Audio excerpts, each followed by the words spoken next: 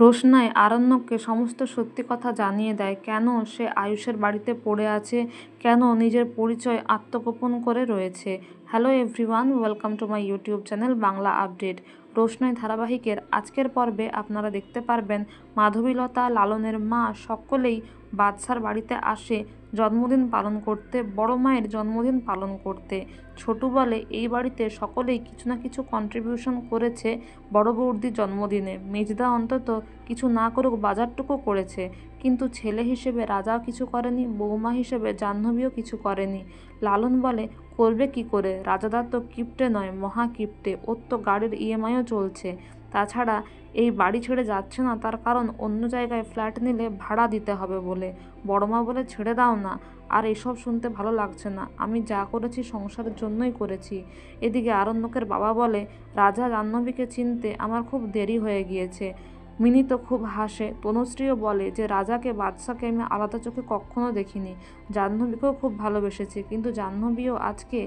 এদিকে গরিমা তার বড় মাকে মানে বাদশার জেঠিমাকে একটা শাড়ি দেয় আর বলে যে এটা আমি আমার মায়ের জন্য কিনেছিলাম, কিন্তু ওই বাড়ি যেতে পারছি না, তাই মাকে পরে দেব, তোমাকে আমি এই শাড়িটা দিলাম, তুমি এটা পরো।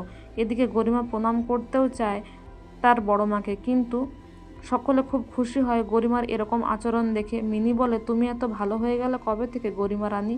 গরিমা এদিকে রোশনাইয়েরও প্রশংসা করে, বলে রোশনাই তো ঈশ্বরের প্রিয় সন্তান। একটা গল্প লেখা চলছে যেখানে আমি আছি, আরণ্যক আছে, তোমরা সবাই আছো, আর রোশনাইয়ের খোঁজ তোমরা নিশ্চয়ই পাবে। বাদশার দাদু বলে তোমাকে আমি অনেক আশীর্বাদ করি, তুমি অনেক সুখী হও। সবাই খুব খুশি হয় যে গরিমা পাল্টে গেছে। গরিমা বলে তার ভেতরে একটা বাচ্চা বড় হচ্ছে, তো তাই সে তার ভুলটা বুঝতে পেরেছে। এদিকে রোশনাইকে আরণ্যক একা পেয়ে জিজ্ঞাসা করে তুমি হট করে একটা ছেলেকে বিয়ে করে এই বাড়িতে আসতে পারো না, কিছু তো একটা হয়েছে, আসল রহস্যটা আমায় বলো। তাছাড়া আয়ুষ ভালো ছেলে বলে তাই, অন্য ছেলে হলে কি হতো। রোশনাই বলে আপনি আপনার স্ত্রী সন্তান নিয়ে ভালো থাকুন না, আমাকে নিয়ে এত কৌতূহল কেন আপনার। আরণ্যক বলে তোমাকে নিয়ে আমার একটা ধারণা আছে, সেটা মিথ্যে হতে পারে না।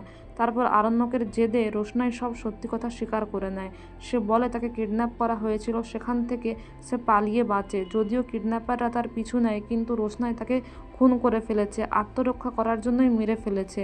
তারপর সে ট্রাকে করে পালিয়ে আসে আর আয়ুষের সঙ্গে দেখা হয়। আয়ুষের বাচ্চার একজন কেয়ারটেকারের দরকার ছিল, রোশনাইয়ের একটা শেল্টারের দরকার ছিল, তাই সে আয়ুষকে বিয়ে করে এই বাড়িতে আছে।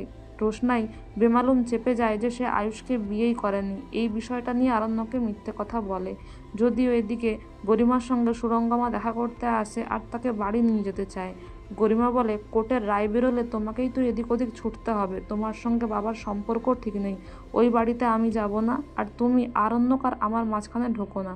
তো বন্ধুরা, এই ছিল আজকের রোশনাই ধারাবাহিকের update. Thank you for watching the video.